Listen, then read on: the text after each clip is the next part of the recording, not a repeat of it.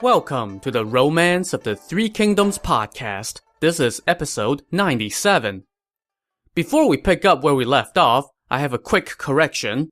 In the last episode, I mispronounced the name of one of the cities under Guan Yu's command that surrendered to Sun Quan. It's the city of Nanjun, not Nanzheng, as I had pronounced it. I got it mixed up with another city. I didn't catch that mistake until after I recorded the whole episode, and it was a small enough mistake that I was not going to go back and re-record the whole thing. So my apologies for that slip-up. Anyway, last time, while Guan Yu was busy laying siege to Fancheng, the forces of Dongwu mounted a sneak attack and took over his home base of Jing province, along with several of the other key cities in the region. Cao Cao then directed an attack that repelled Guan Yu and broke his siege on Fancheng. Defeated, and now stranded in hostile territory with no home to go back to, Guan Yu was filled with immense regret and impotent rage, and at a loss for what to do next. His provisions officer, Zhao Lei, told him, "With our situation so dire, we should send someone to our capital Chengdu to ask for help while we take the land route to Jing province to retake the city." Guan Yu agreed and sent the advisors Ma Liang and Yi Ji to race westward toward Chengdu to ask Liu Bei to send help. Meanwhile, he led his army toward Jing province, with him leading the way while his son Guan Ping and the officer Liao Hua brought up the rear. Meanwhile, having broken the siege on Fancheng, the general Cao Ren now led his officers to see Cao Cao, whereupon Cao Ren kneeled, wept, and begged to be punished for his failings. "This was heaven's will, not your fault," Cao Cao told his kinsman. He then rewarded his troops and personally went to inspect Guan Yu's old base. "The enemy's location was well barricaded," Cao Cao said to his officers. "Yet, General Xu Huang was able to breach it and achieve total victory. I have been leading troops for 30-some years, and even I have never dared to do such a thing. General Xu truly excels in tactics and courage." When Cao Cao returned to camp, Xu Huang came to see him, and Cao Cao personally went out to welcome him.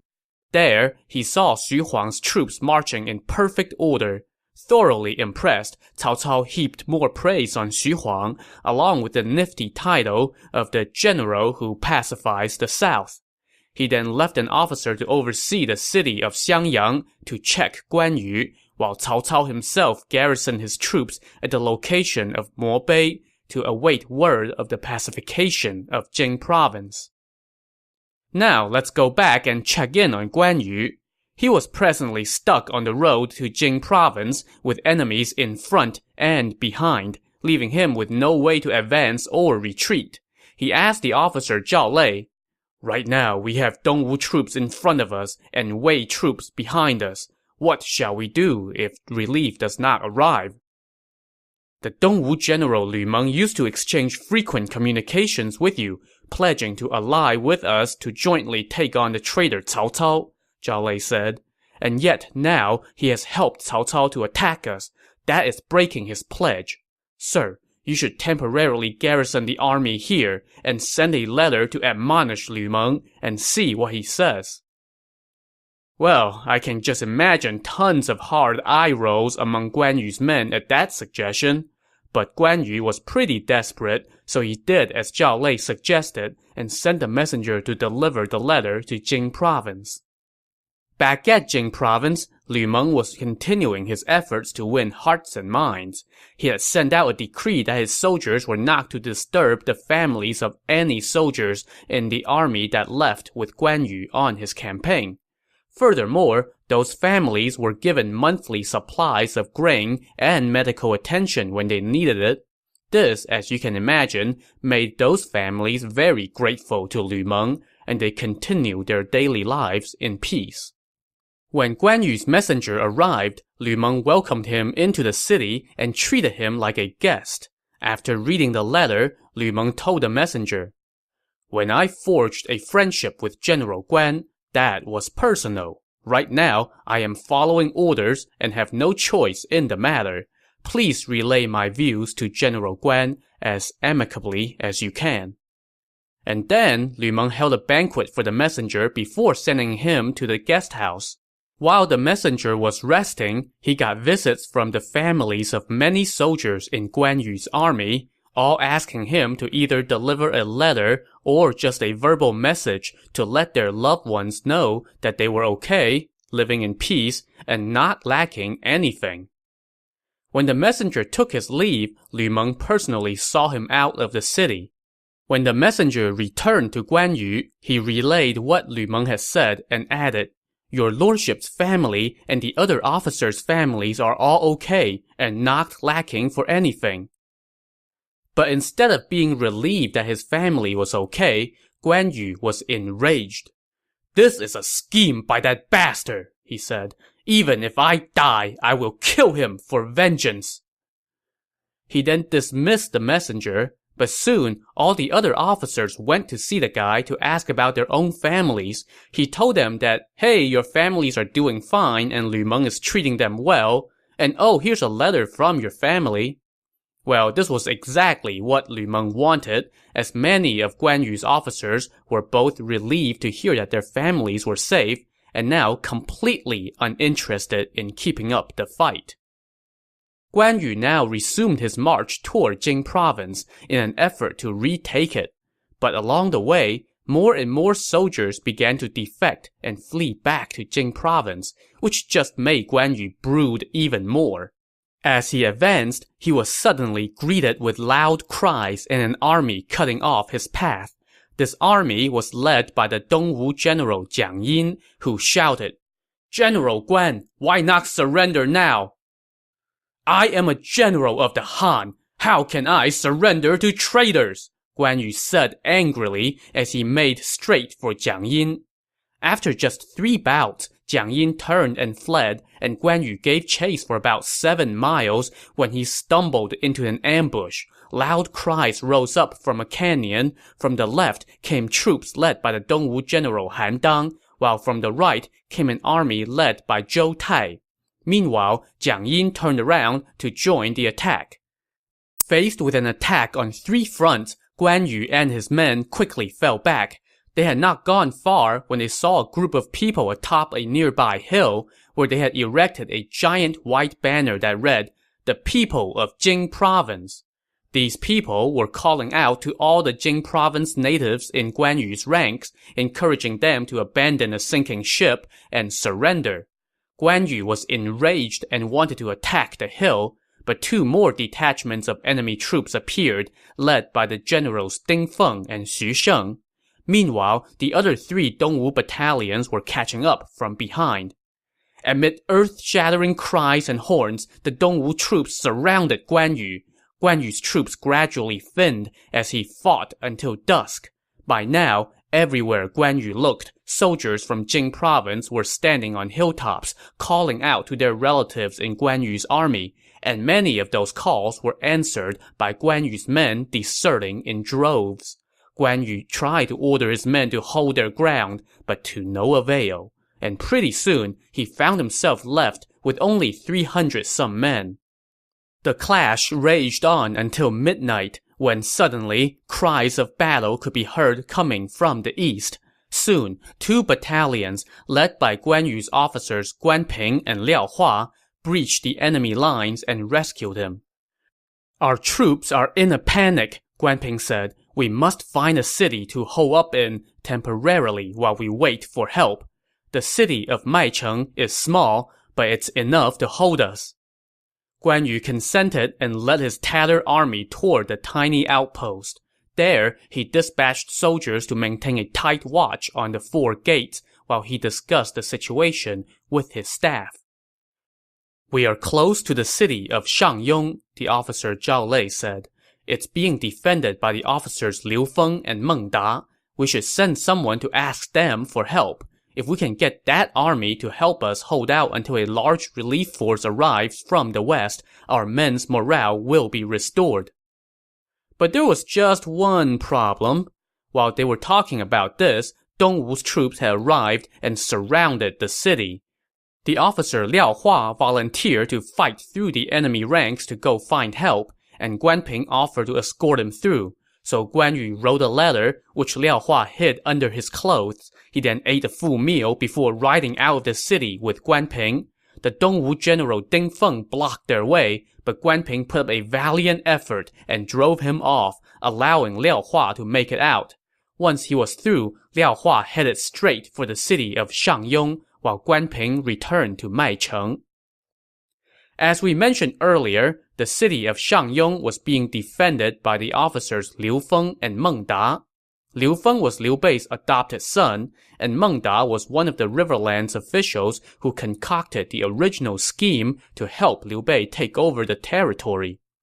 They had heard about Guan Yu's setbacks and were just talking about it when Liao Hua arrived, asking them for help.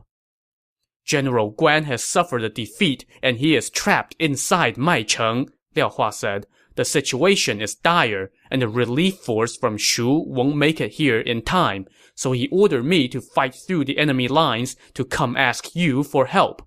I hope you will immediately mobilize your troops. If you delay, General Guan will be lost. Please, take a quick rest and allow us to devise a plan, Liu Feng told Liao Hua. So Liao Hua went off to the guest house to catch his breath and wait for the relief force to head out. But Liu Feng and Meng Da had other plans. My uncle is trapped. What should we do? Liu Feng asked Meng Da. Dongwu's troops are ferocious, and all of Jing province already belongs to them, Meng Da said. The only place left is Maicheng, and it's tiny. I have also heard that Cao Cao is personally leading some 500,000 troops in the area. We are but a small mountain outpost. How can we take on two strong foes? We must not move rashly. I understand, Liu Feng said, but General Guan is my uncle, after all. I cannot just sit by and do nothing. But now Meng Da laughed and said, General, you might think of Guan Yu as your uncle, but I'm not sure he thinks of you as his nephew.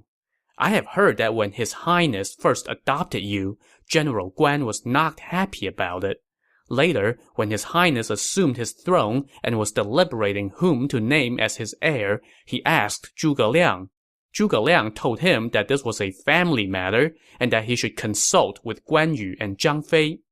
When His Highness sent a messenger to Jing province to consult with General Guan, he said that a foster son could not be rightfully named heir.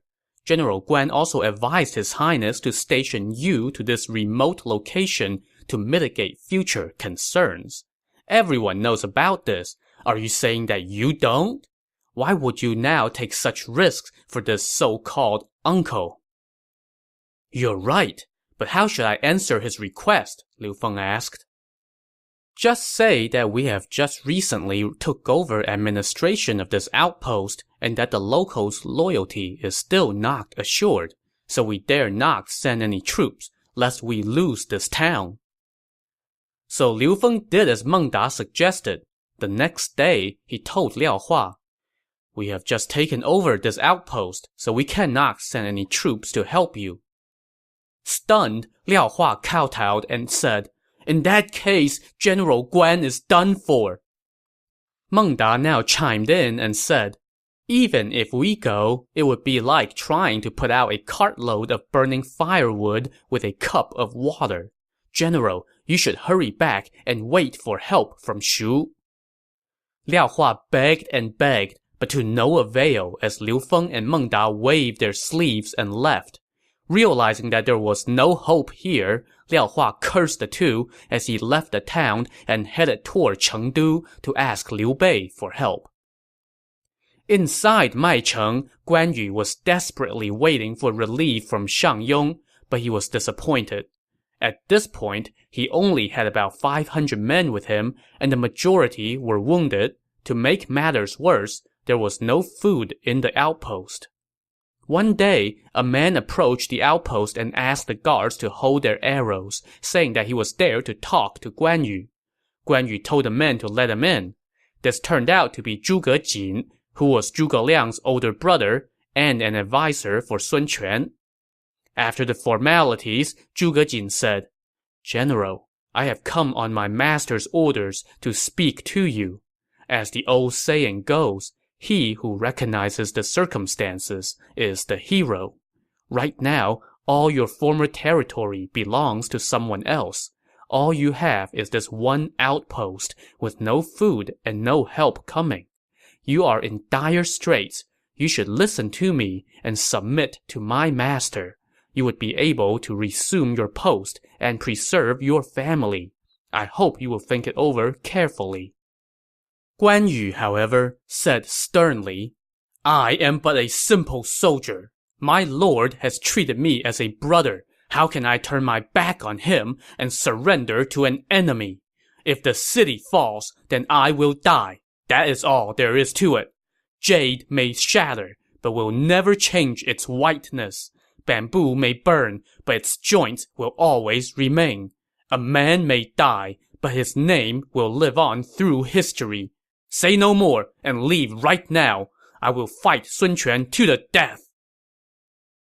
"But my lord wishes to become allies," Zhuge Jin pressed. "He only wants to join together to defeat Cao Cao and restore the house of Han. Nothing else. Why are you so stubborn?" Before Zhuge Jin could finish speaking, Guan Ping pulled out his sword and stepped forward to cut him down, but Guan Yu checked his son. "His brother is serving your uncle," Guan Yu told his son. "If you kill him, it would damage their brotherly bond." And with that, Guan Yu ordered his men to kick Zhuge Jin out of the city. Humiliated, Zhuge Jin rode back to see Sun Quan and told him that Guan Yu's steely conviction could not be swayed. "What a loyal man," Sun Quan said in admiration. "So what do we do now?" The advisor Lu Fan suggested a little divination to plot their next course of action. They did so, and the results apparently suggested that Guan Yu would attempt to make a break for it. Sun Quan now asked the general Lu Meng how they should proceed.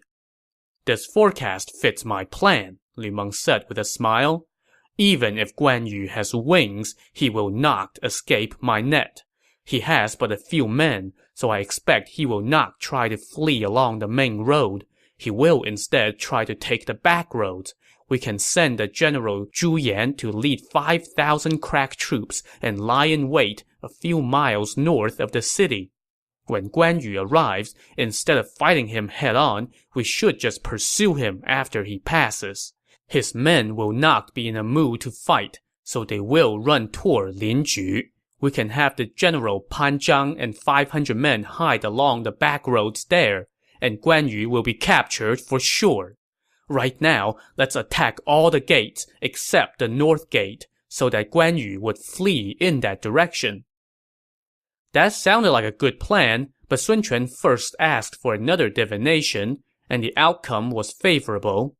Convinced that heaven was on his side, Sun Quan agreed to the plan and deployed the troops as Lu Meng suggested. Inside Maicheng, Guan Yu was now left with just 300-some men and no food. That night, the Dongwu troops were calling to his soldiers by name, and many more defected. With no relief force in sight, Guan Yu was all out of ideas as he went to talk to the officer Wang Fu. "I regret ignoring your advice before," Guan Yu said.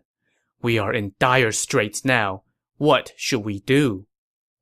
Wang Fu wept and said, "With things as they are, even the great strategist Jiang Ziya would be out of ideas."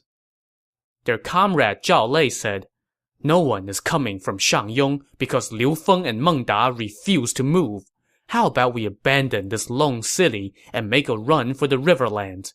Then we can return with an army and reclaim what we have lost." "That is my thought as well," Guan Yu said. He then observed the enemy from atop the city wall and noticed that there weren't many troops outside the north gate. He then asked the civilians what lay to the north. They told him that it was mountainous back roads that led into the riverlands. "We will take that road tonight," Guan Yu decided. "But there might be an ambush along the back roads," Wang Fu said. "We should take the main road." Even if there's an ambush, what need do I have for fear? Guan Yu said, confident even in this dire hour. He then ordered the troops to get ready to head out. Wang Fu now told Guan Yu, with tears streaming down, "My lord, please be careful. I will remain with the 100-some men under my command and hold the city to the last. Even if the city should fall, I will never surrender. I hope you will return soon with a relief force." Everybody realized what Wang Fu was doing. He was basically volunteering to stay for a suicide mission so as to keep the enemy partly at bay and help Guan Yu make his escape. Guan Yu bid him a teary farewell and ordered his officer Zhou Cang to stay as well to help Wang Fu hold the city. Now remember that Zhou Cang had been loyally following Guan Yu everywhere for years, never leaving his side. But now he too must bid goodbye to his master. Guan Yu now led his son Guan Ping, the officer Zhao Lei, and 200-some men out through the north gate, with Guan Yu leading the way. Shortly after 7 o'clock that night, they had traveled for a few miles when suddenly, loud cries and the banging of drums and gongs rang out from the hills. An army arrived, led by the Dongwu general Zhu Yan. Wielding a spear, Zhu Yan shouted, "General Guan, stop! Surrender now, and you may yet live!" Guan Yu was in no mood to talk, and he rode straight for Zhu Yan. Zhu Yan turned and ran, and Guan Yu gave chase. But then a drum sounded, and Dongwu troops sprang out from everywhere. Guan Yu did not dare to linger, so he hurriedly fled toward Linju. Zhu Yan gave chase, and Guan Yu's already small band of soldiers gradually diminished even more. After another mile or so, his path was blocked by troops led by the Dongwu general Pan Zhang. After just 3 bouts, Pan Zhang turned and ran, but Guan Yu did not dare to fight on. Instead, he hurried toward the mountain paths. Soon, Guan Ping caught up to him and told him that their comrade, Zhao Lei, had perished in the fight. Deeply saddened by the loss of Zhao Lei, Guan Yu now ordered Guan Ping to bring up the rear, while Guan Yu himself led the way. By now, they only had a dozen or so men left as they traveled down a path enclosed on both sides by the mountain and surrounded by tall grass and thick woods. Around 3 a.m., they were startled by another loud cry as another ambush was sprung. From both sides, Dongwu troops leaped out, and they attacked with long hooks, tripping up Guan Yu's horse. Guan Yu tumbled to the ground and was captured by one of Pan Zhang's lieutenants, an officer named Maicheng. When Guan Ping heard that his father had been captured, he hurried forward to try to save him. But from behind came Pan Zhang and Zhu Yan with more troops. Guan Ping was isolated and surrounded. He put up a dogged fight, but in the end, exhaustion caught up to him, and he too was captured. By dawn, word had reached Sun Quan that Guan Yu and his son had been taken alive. Sun Quan was delighted and immediately assembled his staff in his tent. Momentarily, the officer Ma Zhong brought in Guan Yu. "General, I have long admired you and wanted to join our houses together by marriage," Sun Quan said. "Why did you spurn me? And how did you come to be my prisoner today? Will you acknowledge at last that I have beaten you?" "You little green-eyed punk! You purple-bearded rat!" Guan Yu shouted sternly. "I swore an oath with the imperial uncle in the peach orchard to support the house of Han. Why would I ever consider having a traitor like you as a relative? Today I fell for your dirty trick, so I will die. That is all there is to it." Sun Quan, though, was not quite ready to go that far. He turned to his staff and said, "General Guan is a hero, and I am exceedingly fond of him. I want to treat him with respect and convince him to surrender. What do you think?" But one of his advisers, Zuo Xian, quickly said, "You must not. When Cao Cao had this man, he gave him a title, treated him to a small banquet every 3 days, a large banquet every 5 days, and lavished him with riches. But even such kindness could not keep him, and he ended up storming through checkpoints and killing officers as he left. And he ended up being such a thorn in Cao Cao's side that Cao Cao on several occasions thought about moving his capital just to avoid him. Since you have captured him, if you do not eliminate him now, he will come back to haunt you. Sun Quan gave this some thought and then said, "You are quite right." And with that, he ordered the guards to take Guan Yu outside. Both Guan Yu and his son were executed. It was the 12th month of the year 220, and Guan Yu died at the age of 58. Now, I don't know about you, but the first time I got to this part of the book, I did a double take. I mean, surely this cannot be. Guan Yu was, for most of the novel so far, the most fearsome warrior in the land. Sure, he was in a tight spot, but you were just waiting for him to somehow escape from this seemingly impossible situation to fight another day. But no, history cares nothing for drama, and so Guan Yu exits stage left. And yes, we will definitely do a supplemental episode on him soon. But for now, let's remember him with this poem. Unrivaled in the latter years of Han, Lord Guan towered high above all men. Bold in arms by dint of godlike might, he knew his letters in a scholar's right. Like glare of day, his heart reflected true. His spring and autumn honor touched the clouds. A shining spirit to live through history, not just the crowning glory of a world in three. So Guan Yu now departed the mortal world and set off on his journey into immortal fame. Since he wasn't going to need it anymore, his ride, the red-haired horse, was given to the man who had captured him as a reward. But the horse refused to eat anything, and within a few days, it starved to death. I guess so that it could join its master in the afterlife. While Guan Yu certainly accomplished much in life, in death, he left a mess in Jing province. To tie up the loose ends, let's go back to the tiny city of Maicheng, where his officers Wang Fu and Zhou Cang were still holding out. That night, Wang Fu felt uneasy, and he said to Zhou Cang, "Last night, I dreamed that General Guan was standing in front of me, covered in blood. I was just about to ask him what's going on when I suddenly woke up. I wonder how he's doing." Of course, such heavy-handed omens don't leave much doubt. Just as the two of them were talking, word came that Dongwu troops were outside the city, displaying the heads of Guan Yu and Guan Ping, and demanding those inside to surrender. Stunned, Wang Fu and Zhou Cang hurried to the top of the city walls to take a look, and right there, outside the city, were indeed the heads of Guan Yu and Guan Ping. Wang Fu let out a loud cry and leaped off the wall, plunging to his death. At the same time, Zhou Cang pulled out his sword and slit his own throat. With both remaining officers dead, the city quickly fell into Dongwu's hands as well. So, Guan Yu is dead, and Jing province has switched hands. This was bound to have some serious consequences. To see what those consequences are, tune in to the next episode of the Romance of the Three Kingdoms podcast. Thanks for listening.